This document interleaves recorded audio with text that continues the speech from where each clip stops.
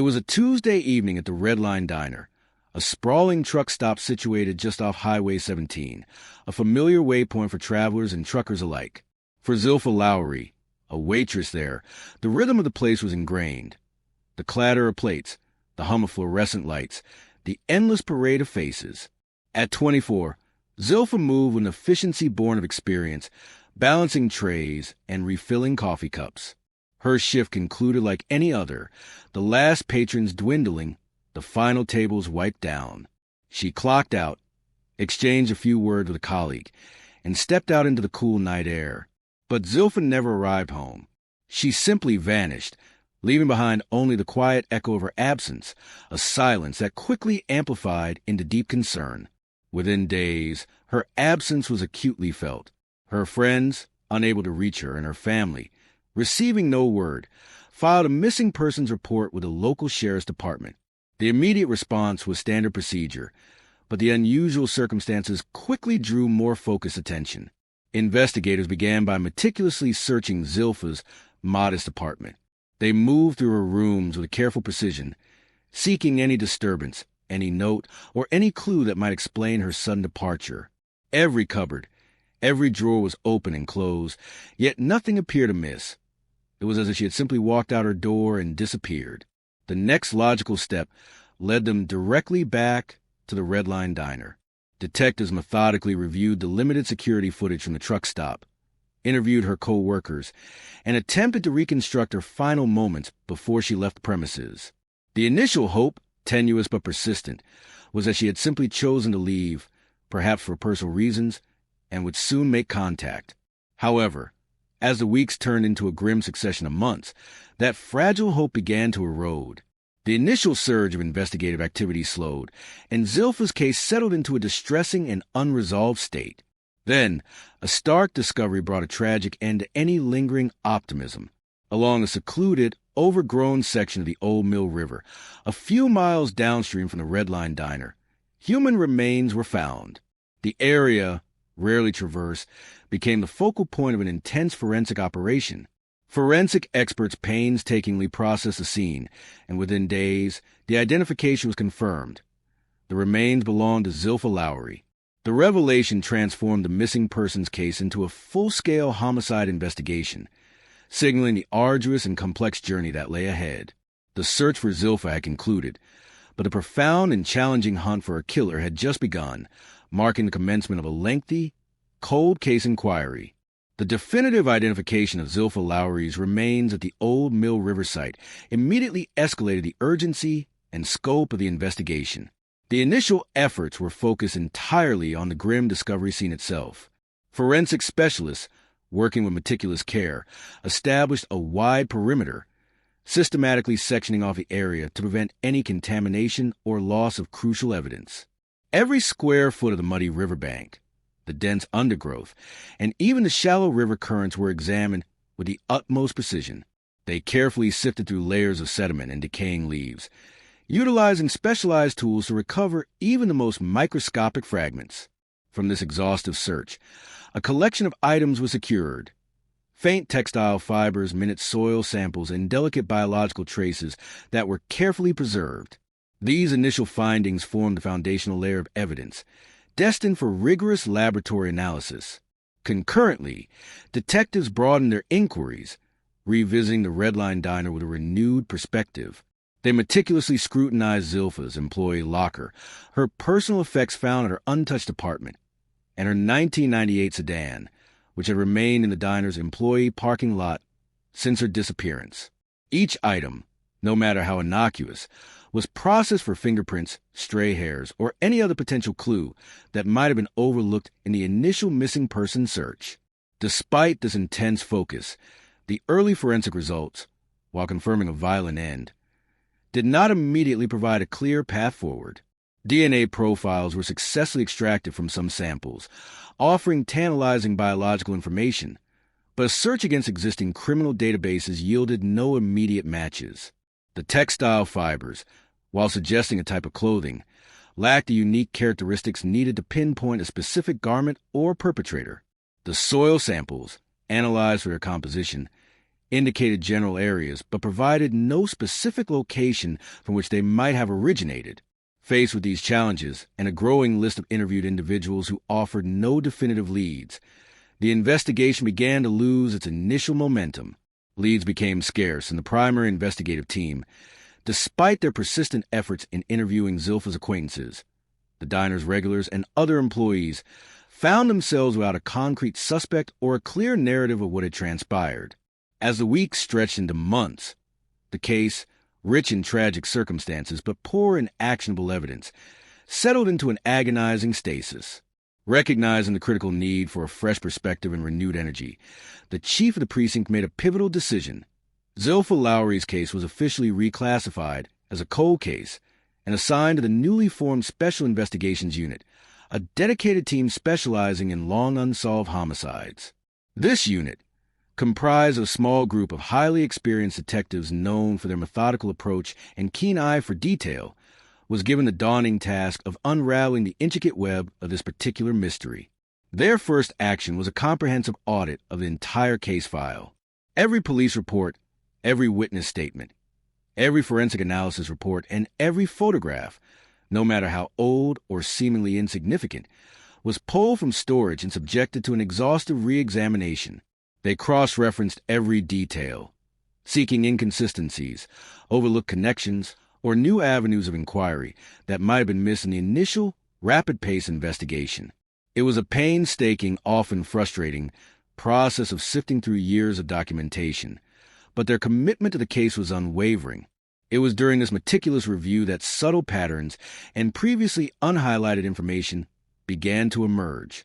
A fleeting mention in an old interview transcript, where a diner regular briefly described an unusually persistent truck driver, initially dismissed, now garnered a second look.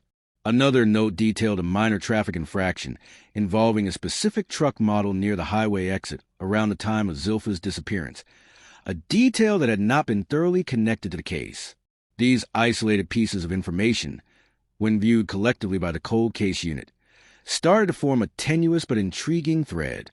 The unit also quietly initiated a series of discreet re-interviews within the community, often approaching individuals who had spoken with original detectives but might now, years later, recall new details or feel more comfortable sharing previously withheld information. Through these renewed conversations, several independent sources began to mention a local man, a truck driver named Russell Thorne. He was known to occasionally frequent the Red Line Diner, sometimes engaging staff in overly familiar conversations, including Zilpha. These seemingly unrelated accounts, when triangulated by the cold case unit, provided the first concrete focus since the initial discovery of Zilpha's remains, elevating Russell Thorne from a peripheral figure to a central person of interest in the ongoing investigation. The refocusing of the investigation onto Russell Thorne by the Special Investigations Unit marked a pivotal shift in the long-stalled case of Zilpha Lowery. For years, the initial forensic evidence had been a persistent but frustrating enigma. Samples collected from the old Mill River scene and from Zilpha's person had yielded fragmented DNA profiles and various trace elements, but these had consistently failed to produce a match in existing law enforcement databases. The technology available at the time of the initial investigation, while advanced for its era, had limitations when dealing with minute-degraded or mixed samples. This technological ceiling had been a primary factor in the case's descent into cold status, leaving investigators with compelling yet inconclusive scientific data. However, the intervening years had witnessed extraordinary advancements in forensic DNA technology. New techniques in mitochondrial DNA analysis, YSDR profiling, and touch DNA recovery had revolutionized the field, allowing for the amplification and identification of profiles from quantities of genetic material previously considered untestable. Armed with a concentrated focus on Russell Thorne and recognizing the potential of these new scientific capabilities, the Special Investigations Unit made a strategic decision. They submitted all the original forensic evidence collected from Zilpha's remains and the crime scene for a comprehensive reanalysis at a state-of-the-art forensic laboratory. This included the minute biological samples, the textile fibers, and even the environmental trace evidence that had been meticulously preserved since the initial investigation. The hope was that the sophisticated new methodologies could unlock the secrets that the older tests could not. The results were not merely incremental, they were transformative. The advanced DNA testing yielded a precise and undeniable match. A specific DNA profile extracted from material found on Zilpha's clothing and directly from a sample associated with her remains conclusively linked it to Russell Thorne. This was the irrefutable scientific evidence investigators had tirelessly pursued for years, providing the crucial genetic fingerprint that tied the long-standing person of interest directly to the crime. With this irrefutable DNA evidence, the Special Investigations Unit moved with deliberate speed and precision. Securing a search warrant for Russell Thorne's residence, his personal vehicle, and his commercial truck became the immediate priority. The warrant was carefully crafted, detailing the specific evidence sought and its connection to the murder of Zilpha Lowery. On a crisp autumn morning, a coordinated team of detectives and forensic experts executed the warrant simultaneously. Thorne's unassuming house was systematically searched, every room meticulously examined. His personal SUV, parked in the driveway, underwent a thorough forensic sweep, both its interior and exterior surfaces scrutinized. The most extensive part of the operation, however, centered on his commercial long-haul truck, a vehicle that potentially served as a mobile environment for extended periods. The search of Thorne's property and vehicles yielded a wealth of corroborating evidence. Inside his truck's cab, hidden beneath a floor mat, detectives discovered a small, worn leather wallet containing several identification cards and an expired photograph of Zilpha Lowery. This discovery, unexplained by any casual acquaintance, provided a powerful, direct link between Thorne and the victim. Furthermore, an older model mobile phone was recovered from his residence. Forensic examination of this device revealed a series of deleted text messages and call logs that, once recovered, established a communication pattern between Thorne and Zilpha in the weeks leading up to her disappearance, directly contradicting Thorne's earlier statements to original investigators that he had only a passing familiarity with her. Additionally, specific articles of clothing, consistent with the type of textile fibers found on Zilpha's remains, were located in a laundry hamper at Thorne's home. Traces of distinct riverbank soil, consistent with the geological composition of the old Mill River area where Zilpha's remains were found, were discovered embedded in the tire treads of Thorne's commercial truck. Each new piece of evidence, from the personal items to the digital footprints and the environmental traces, meticulously corroborated the DNA findings, painting an increasingly clear and incriminating picture of Russell Thorne's direct involvement in the tragic fate of Zilpha Lowery. The cold case, after years of silence, was no longer cold. It was nearing its decisive climax. The overwhelming cascade of evidence, meticulously accumulated by the Special Investigations Unit over months of dedicated re-examination and culminating in the definitive DNA match, left no doubt about Russell Thorne's culpability. The discovery of Zilpha Lowery's personal items in his truck, the recovered digital communications contradicting his earlier statements, and the specific clothing fibers and environmental traces found in his residence and on his vehicle, all painted an undeniable picture. With a mountain of evidence firmly in place, the decision to apprehend Thorne was made. On a quiet morning, a team of detectives, acting under a secured arrest warrant, approached Russell Thorne at his residence. The arrest was executed without incident, Thorne offering no resistance. He was formally taken into custody and transported to the precinct for processing. There, he was officially charged with the kidnapping and murder of Zilpha Lowery, crimes that have remained unsolved for over a decade. The cold case, once a symbol of enduring mystery, had finally found its alleged perpetrator. The journey from arrest to courtroom proceedings was extensive, involving months of meticulous preparation by the prosecution. The district attorney's office, recognizing the high-profile nature of the cold case and the significance of its resolution, assigned a team of experienced prosecutors.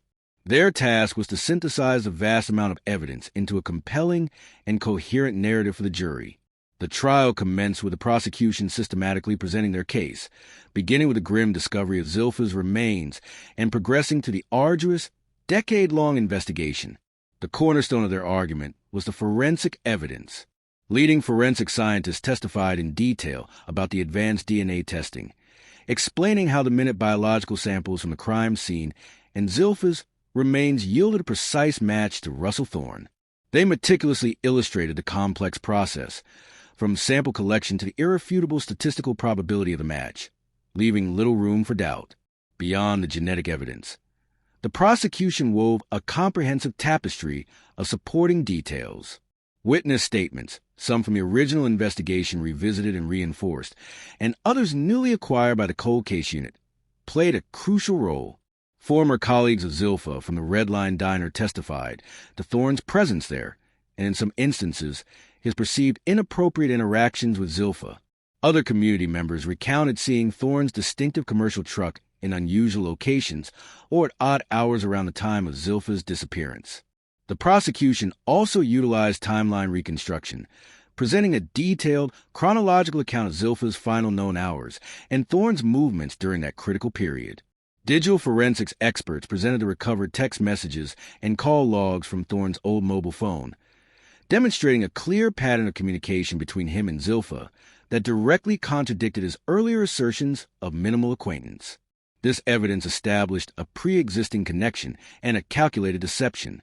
Furthermore, the tangible items seized from Thorne's property, Zilpha's wallet found in his truck, and the clothing articles with matching fibers, were introduced as compelling physical corroboration, tying him inextricably to the victim and the crime. The defense, led by an experienced public defender, mounted a vigorous challenge to the prosecution's formidable presentation. Their strategy primarily centered on two key pillars, asserting Thorne's innocence and attempting to discredit the evidence.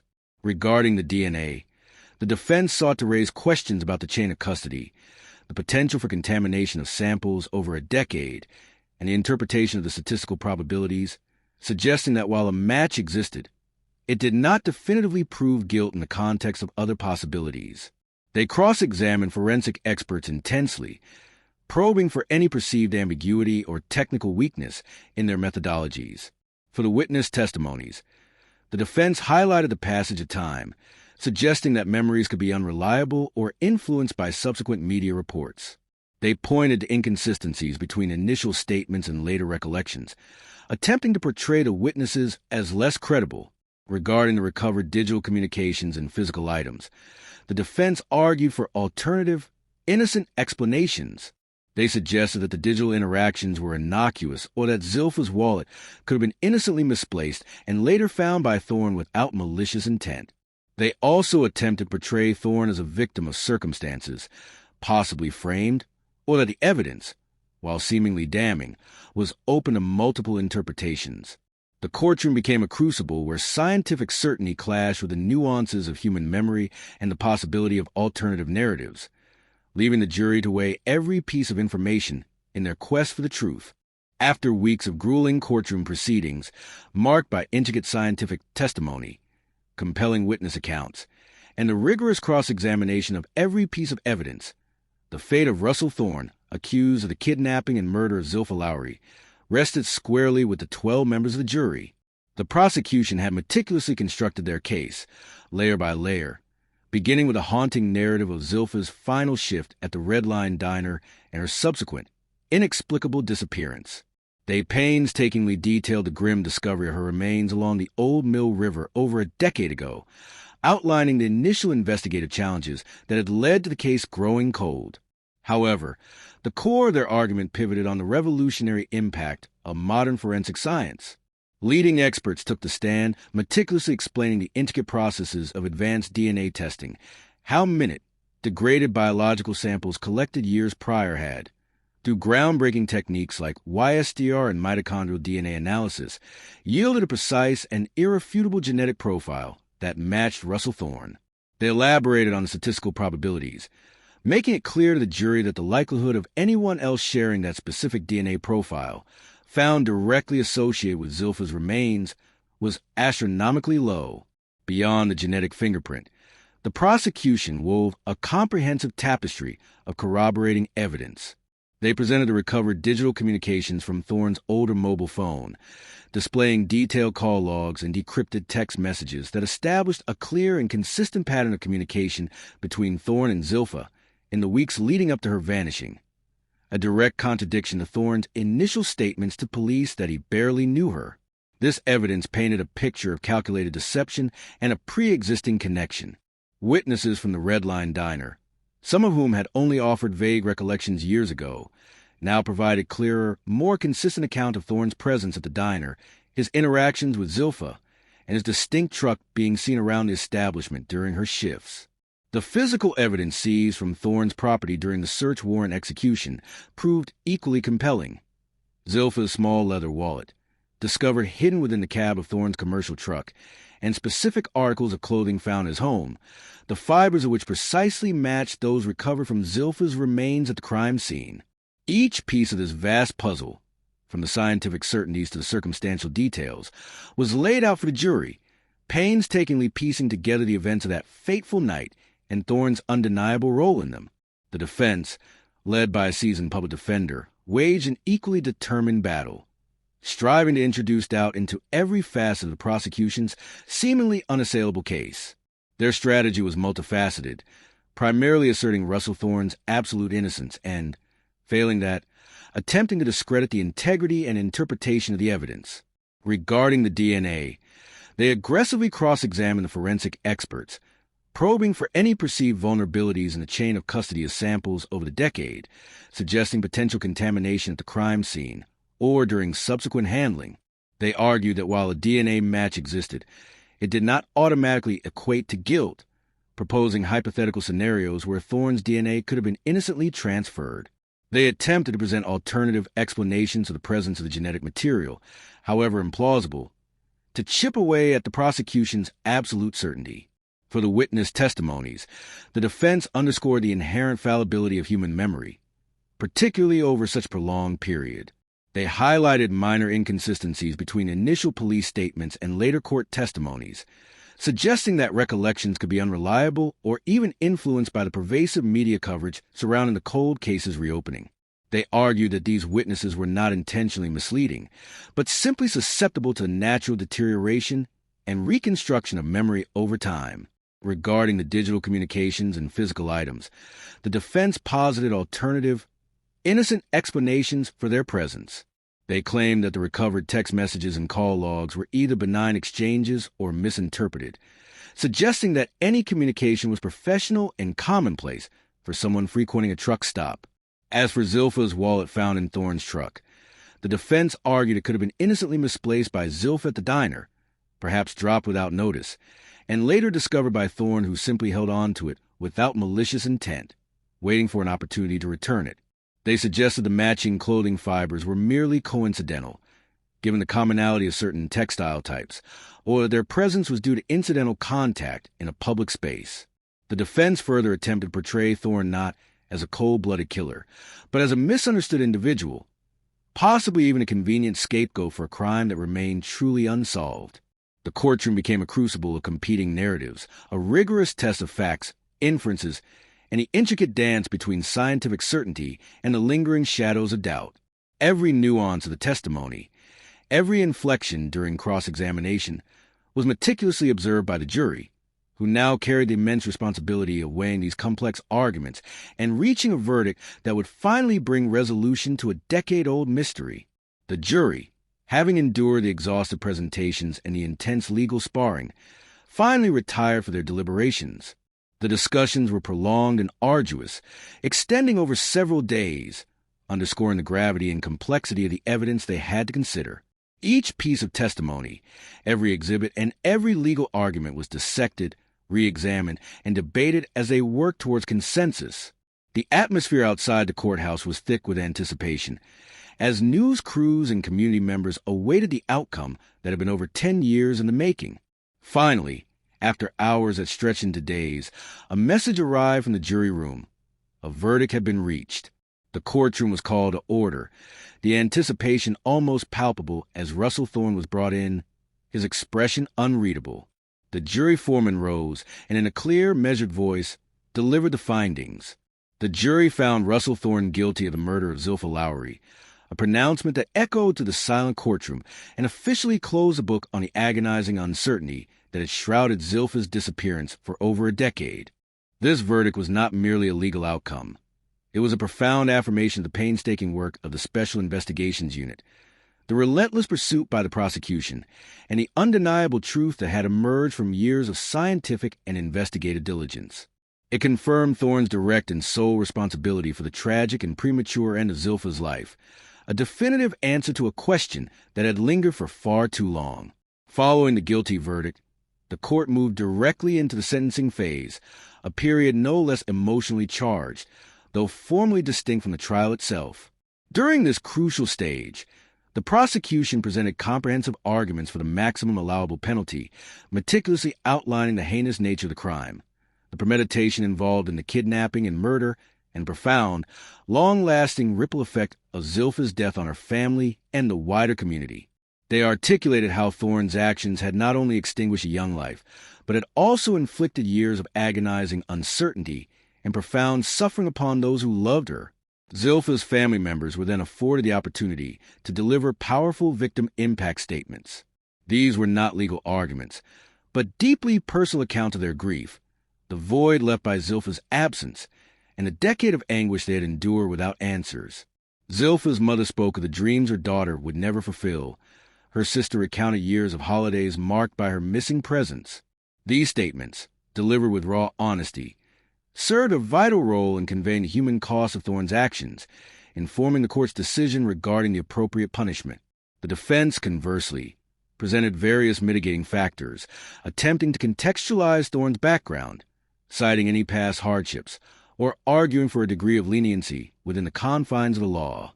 After carefully considering all arguments, the overwhelming weight of the evidence presented during the trial, and the specific statutes governing the crimes of kidnapping and murder, the presiding judge handed down the final sentence.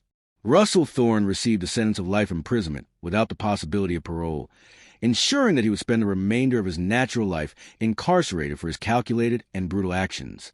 This irreversible form of justice, while it could never bring Zilpha back, solidified the ultimate accountability for the crime, providing a clear and definitive legal closure. For Zilpha Lowery's loved ones, the announcement of the verdict and the subsequent, swift sentencing represented a moment of profound and deeply awaited closure.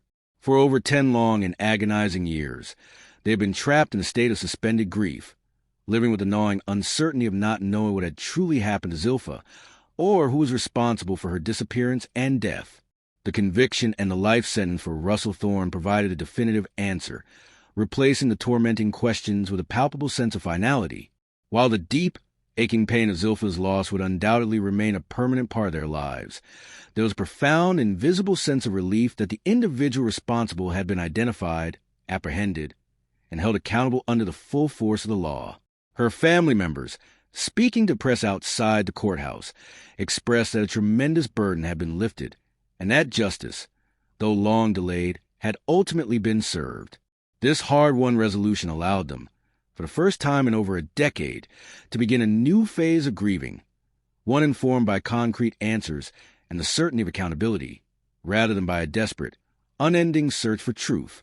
The legal conclusion to Zilpha's case provided a tangible pathway for them to begin the arduous process of healing from a wound that had festered and haunted their lives for far too long, marking a pivotal turning point in their prolonged ordeal. The shadow of uncertainty had finally lifted, replaced by the somber but definitive light of justice achieved. The conviction and subsequent life sentence of Russell Thorne for the kidnapping and murder of Zilpha Lowery transcended the bounds of a single criminal case.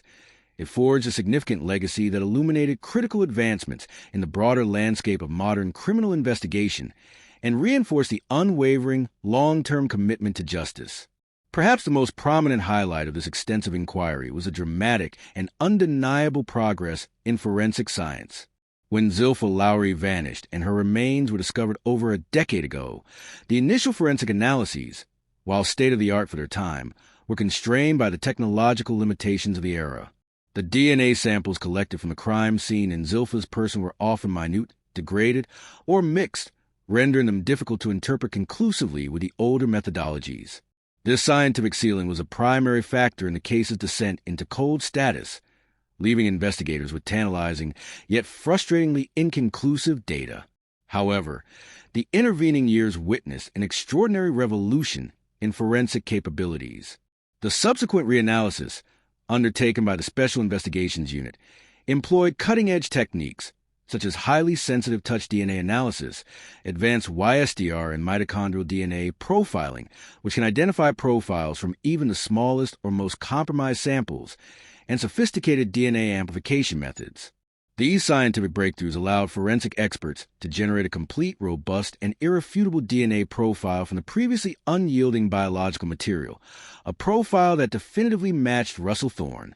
This case thus stands as a powerful testament to the exponential growth in forensic science, demonstrating how patient preservation of evidence, coupled with a continuous evolution of scientific methods, can ultimately unlock truths that were once beyond reach. It underscores the vital importance of maintaining cold case evidence archives, as technological leaps can transform previously ambiguous data into definitive answers, fundamentally reshaping how law enforcement approaches long unsolved crimes. Beyond the scientific triumph, Zilpha's case also emerged as a powerful paradigm of effective cold case resolution methodologies. The strategic decision by the police department to establish and empower a dedicated special investigations unit proved to be a pivotal factor in solving this complex puzzle. These specialized units operate with a distinctly different mandate than initial response teams. They are designed for the slow, methodical, and profoundly persistent work of revisiting long-dormant files with fresh, objective eyes, unbound by the pressures of immediate leads. Their comprehensive process involves not only the retesting of physical evidence with newer technologies, but also the painstaking re-interviewing of original witnesses who, years later, might feel more comfortable sharing previously withheld information, or whose memories might be jogged by new insights or changing personal circumstances. The unit's unwavering commitment to Zilpha's case, despite its considerable age and initial investigative stagnation, stands as a clear illustration of the invaluable role these specialized teams play in providing crucial closure for families and ensuring that perpetrators do not evade accountability merely due to the inexorable passage of time. This particular case became a blueprint, showcasing how systematic review, combined with an acute understanding of evolving forensic and investigative technologies, can breathe new life and momentum into seemingly intractable cold trails, thereby solidifying the efficacy of dedicated resources towards historical crimes. Furthermore, the decade-long investigation into Zilpha Lowery's murder underscored, in no uncertain terms, the remarkable resilience and unwavering dedication of law enforcement personnel across multiple generations of detectives. From initial investigators who tirelessly worked a missing persons case, pursuing every lead related to Zilpha's disappearance from the Red Line Diner and the grim discovery of her remains, to the specialized cold case unit that patiently and meticulously sifted through years of meticulously documented data, the continuous, multi-year effort across various levels of the police force was truly unwavering.